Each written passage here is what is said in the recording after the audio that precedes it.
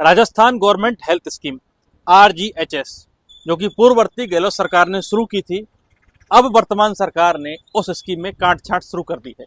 दरअसल RGHS में सरकारी कर्मचारियों और पेंशनरों को मुफ्त इलाज, मुफ्त दवाई और मुफ्त जांच की सुविधाएं उपलब्ध होती हैं। पूरे राजस्थान में उसके पैनल पे बहुत सारे हॉस्पिटल्स हैं जिनके डॉक्टर्स RGHS की दवाई लिख सकते हैं और RGHS के तहत इलाज कर सकते हैं।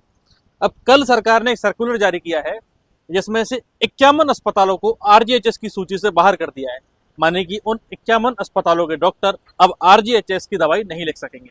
उसमें अलग अलग कारण दिए गए हैं। कई हॉस्पिटल्स पे पेनल्टी लगाई गई है कि इन हॉस्पिटल्स के डॉक्टर ने इस फैसिलिटी का, इस स्कीम का मिसयूज किया है। उन्होंने जबरदस्ती दवाइयां लिखी, जरूरत से ज्यादा अननेसेसरी जांचें लिखी और पैसा बना करके सरकार से पैसा कूटा। लेकिन इसमें ताज्जुब की बात यह है कि इसमें कई गवर्नमेंट हॉस्पिटल्स जो हैं, जैसे जैसलमेर का जवाहर चिकित्सालय है, उसको RGHS स्कीम से बाहर कर दिया गया है। अब गवर्नमेंट हॉस्पिटल को क्यों बाहर किया गया है? जैसे करौली जिले का भी जो गवर्नमेंट हॉस्पिटल उसको भी बाहर किया गया है, और भी कई गवर्नमेंट हॉस्पिटल्स हैं उनको RGHS से बाहर कर दिया गया। अब इसमें दो पहलू हो सकते हैं। पहला पहलू तो यह है कि सरकार की मंशा नहीं है कि इस स्कीम पर ज्यादा पैसा खर्च किया जाए, इस स्कीम को आगे और बढ़ाया जाए, एक्सपेंशन किया जाए।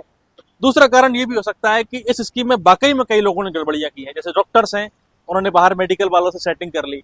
उन्होंने कोई आदमी नॉर्मल मेडिसिन लेने के लिए आया, OPD में आया है, तो उसको IPD वाला ट्रीटमेंट दिया, भर भर के पर्चियां दवाई लिखी, बाहर मेडिकल वालों ने वो दवाइयां उपलब्ध करवाई और दोनों के कमीशन सेट हो गए।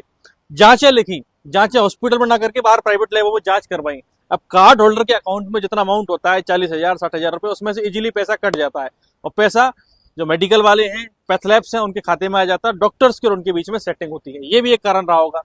दूसरा कारण ये है कि सरकार नहीं चाह रही, पूर्ववर्ती सरकार की स्कीम है, इस सरकार के ऊपर आर्थिक भार पड़ रहा है, तो सरकार धीरे धीरे करके क्षण क्षण इसमें कॉस्ट कटिंग करना चाह रही है।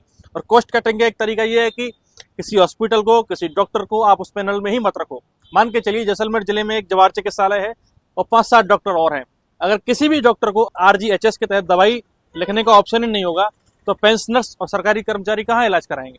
300 किलोमीटर दूर जोधपुर तो जाने से रहे, तो यही प्राइवेट अस्पतालों में या जनरल तरीके से अपना इलाज करा लेंगे।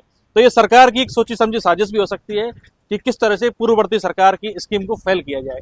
आप इस बारे में क्या सोचते हैं? क्योंकि जैसलमेर जिले में भी हजारों पेंशनर्स हैं, हजारों RGHS कार्ड धारक हैं जो इस सेवा का लाभ ले रहे हैं, अपने परिवार का सहूलियत से इलाज करवा रहे हैं। अब उन लोगों के लिए परेशानी खड़े होने वाली है कि अब वो इलाज कहाँ कराएंगे? अगर कराएंगे जेब से पैसा खर्च करके इलाज करवाना पड़ेगा। इस मामले में हमने जवाहर चिकित्सालय के PMO रविंद्र सिंह साकला से बात करने की कोशिश की कि क्या तकनीकी कारण रहे, क्या आपको कोई नोटिस आया, क्या आपके अस्पताल में किसी तरह की गड़बड़ी हुई, कोई ओवर प्राइसिंग की दवाइयां लिखी गई।